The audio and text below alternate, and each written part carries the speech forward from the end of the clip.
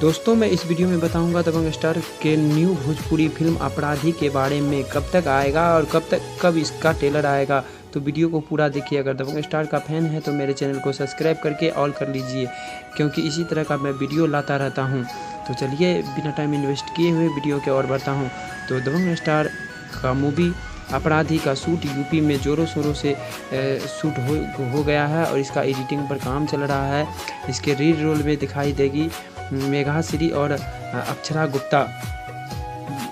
Direction किए हैं शेखर शर्मा ने। ये फिल्म बेहतरीन ढंग से बना है, कॉमेडियन है और खेसारी लाल के नए नए लुक इस फिल्म में आप सभी को देखने को मिलेगा।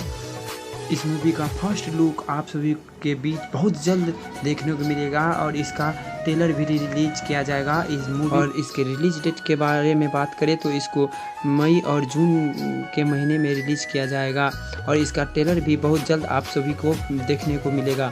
तो इस फिल्म के लिए कितना लोग एक्साइटेड हैं मुझे कमेंट में बताएं। वीडियो अच्छा लगा तो लाइक करें और चैनल को सब्सक्राइब करें, क्योंकि सुपरस्टार से जुड़ी हर खबर आप सभी के बीच लाता रहता हूँ। तो इसी तरह का वीडियो देखने के लिए